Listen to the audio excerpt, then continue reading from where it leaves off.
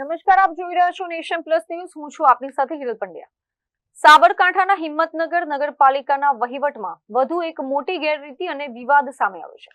DRDA વિભાગ દ્વારા ગેરરીતિ બદલ જે એજન્સીને બ્લેકલિસ્ટ કરવામાં આવી હતી તે જ ઉમા એન્ટરપ્રાઇઝને હિંમતનગર નગરપાલિકામાં સિક્યુરિટી અને મેન પાવરનું ટેન્ડર સોંપી દેવાતા વહીવટી તંત્ર સામે ગંભીર સવાલો ઉભા થયા છે. ગત 1 ઓગસ્ટથી ઉમા એન્ટરપ્રાઇઝને હિંમતનગર નગરપાલિકામાં કામગીરી સોંપવામાં આવી છે, પરંતુ આ એજન્સી દ્વારા રજૂ કરવામાં આવેલા દસ્તાવેજો અને કર્મચારીઓની સંખ્યા અંગે મોટો વિરોધાભાસ સામે આવ્યો છે. ચીફ ઓફિસરના ચોપડે 150 કર્મચારીઓનો ઓર્ડર દર્શાવાઈ રહ્યો છે, જ્યારે વિપક્ષી નેતાના ચોપડે આ સંખ્યા 250 જેટલી હોવાનો આક્ષેપ કરાયો છે. સૌથી મોટો વિવાદ સિક્યુરિટી ડિપોઝિટને લઈને છે. એજન્સીએ બેંક ગેરંટી તરીકે ગાંધીનગરની યશ બેંક દર્શાવી છે. અગાઉ ડીઆરડીએ શાખાના આ જ બેંકને સિક્યુરિટી ડિપોઝિટ ન આપવા મુદ્દે એજન્સી સામે પોલીસ ફરિયાદ થઈ ચૂકી છે, જેને પગલે પાલિકામાં રજૂ કરાયેલી બેંક ગેરંટી પણ બોગસ હોવાની આશંકા સેવાઈ રહી છે. નગરપાલિકામાં ઉમા એજન્સી જે આઉટસોર્સિંગનો મેન પાવર પૂરો પાડવા માટેની એજન્સીને તાજેતરમાં જ એક ટેન્ડર બહાર પાડીને વર્ક ઓર્ડર આપવામાં આવ્યો છે.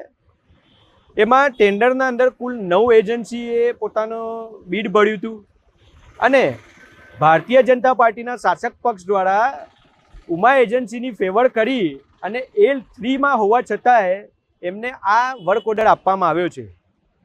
એના અંદર જે સાદર રજૂ કર્યું છે એમાં હિંમતનગર નગરપાલિકાના ચીફ ઓફિસર દ્વારા જે 6 એજન્સી છે એને L1માં કન્સિડર નથી કરી, L2માં પણ કન્સિડર બીજી એજન્સીને નથી કરી, L3ના અંદર ઉમા એજન્સી અને એક રાજેશ એજન્સી આ બેને L1 તરીકે કન્સિડર કરી હતી અને આ લોકોને 2 એજન્સીને વર્ક ઓર્ડર આપવા માટેની નોંધ મારી હતી. પરંતુ ભારતીય જનતા પાર્ટીના શાસક પક્ષ દ્વારા ઉમા એજન્સી સાથે મેળાપીપળું કરી અને એને ફેવર કરી અને જે કારોબારી જે સમિતિ છે એમને સ્પષ્ટપણે નોંધ મારી અને ઉમા એજન્સીને વર્ક ઓર્ડર આપવા માટેનો ઠરાવ કર્યો છે, જે શંકાસ્પદ છે.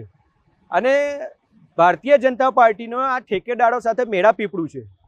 આશરે 250 જેવા કર્મચારીઓનું માનવબળ પૂરું પાડવા માટેની આ એજન્સીને વર્ક ઓર્ડર આપવામાં આવ્યો છે. મિનિમમ વેજીસ એક્ટના પ્રશ્નો, પીએફના પ્રશ્નો, મોંઘવારીના પ્રશ્નો, અત્યારે જેટલા પણ કર્મચારીઓ છે આ જે બનાવ બન્યો છે એના લીધે સંશયમાં છે. તે લોકોના પગારની ખૂબ જ મોટી તકલીફ અત્યારે હાલ પડી રહી છે. કર્મચારીઓનું શોષણ થઈ રહ્યું છે અને આના 3 વર્ષ પહેલાં ઉમા એજન્સી દ્વારા આપણે હિંમતનગર નગરપાલિકામાં માનવબળ પૂરું પાડવા માટેની કામગીરી કરવામાં આવતી હતી અને એના સાથેની 2 એજન્સી બીજી પણ હતી. પરંતુ હિંમતનગર નગરપાલિકામાં 3 વર્ષ પહેલાં 10,20,000નો ગાંધીનગર યશ બેંકની જે બેંકની જે સિક્યુરિટી મૂકવામાં આવે છે નગરપાલિકાના નામની એ પણ મૂકવામાં આવી છે અને એના ઉપર કોઈ પણ પ્રકારનો અનુક્રમ નંબર દેખાતો નથી. એટલે અમને સ્પષ્ટપણે શંકા છે કે એ પણ જે ગવર્મેન્ટ હિંમતનગર નગરપાલિકા દ્વારા જે યસ બેંકમાં છે એની ખરાઈ કરવી જોઈએ કે એ જે માનો કે જે મૂક્યું છે એ સાચું છે કે ખોટું છે. જો ચોક્કસથી એના અંદર કંઈ પણ દર્શાવાય અથવા કંઈ પણ ખોટું થયેલું જણાય તો ચોક્કસથી કાયદાકીય પગલાં લેવા જોઈએ. અને અમારી સક્ષમ વિપક્ષ તરીકે સ્પષ્ટપણે માગણી છે કે એક તપાસ સમિતિ નિમવામાં આવે અને ભારતીય જનતા પાર્ટી દ્વારા જે આ ઉમા એજન્સી સાથે જે મેળાપીપળા કરી અને જે બીજી એજન્સીઓ સાથે અન્યાય થયો છે એના ઉપર ચોક્કસથી જવાબદારો ઉપર કાર્યવાહી કરવી જોઈએ. અને જે જો અહીંયા ચીફ ઓફિસર શ્રી દ્વારા આ કાર્યવાહી કરવામાં ના આવે તો ચોક્કસથી અમે વિપક્ષ તરીકે જે આગળ ગાંધીનગર છે પ્રાદેશિક કમિશનરની કચેરી એમાં ચોક્કસથી અમે આગળ આ બાબતેની જાણ કરવા લેખિતમાં જઈ રહ્યા છે. ઉમા એન્ટરપ્રાઇઝનું આશરે 50 લાખનું ટેન્ડર હતું મેન પાવરનું, માનવબળનું, અને 25 લાખ જેવી ડિપોઝિટ એની નગરપાલિકાએ લીધેલી છે, જે ડીડી તરીકે લીધેલી છે, એટલે એમાં કોઈ ફ્રોડની સંભાવના છે નહીં. તપાસ કયા પ્રકારની ડોક્યુમેન્ટની કરવામાં? બીજા ડોક્યુમેન્ટ જે એને જેમ કે અનુભવના પ્રમાણપત્ર છે, એના જે સીએના સર્ટિફિકેટ રજૂ કર્યા છે એની ખરાઈ અમે કરવાનું ચાલુ છે. એમાં કોઈ અનિયમિતતા જણાશે તો એના વિરુદ્ધનું નિયમસરની કાર્યવાહી કરવામાં આવશે. મેન પાવરમાં કેટલા કર્મચારીઓ? મેન પાવરમાં અલગ અલગ કેટેગરીના સ્કિલ, સેમી સ્કિલ એમ આશરે 150 જેવા માણસો કામ કરે છે, ઇન્ક્લુડિંગ સફાઈ કામદાર.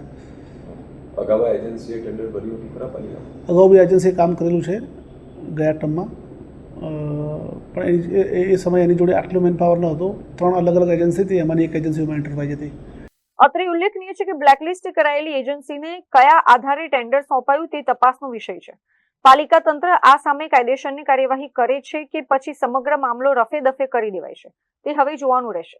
Jitendra Solanki, Nation Plus News, Sabarkantha. સમાચારોના સતત અપડેટ મેળવવા માટે અમારી નેશન પ્લસ ન્યૂઝની યુટ્યુબ ચેનલને સબસ્ક્રાઇબ કરો, બેલ આઇકન દબાવો અને જોડાયેલા રહો ફેસબુક, ઇન્સ્ટાગ્રામ અને ટ્વિટર પર.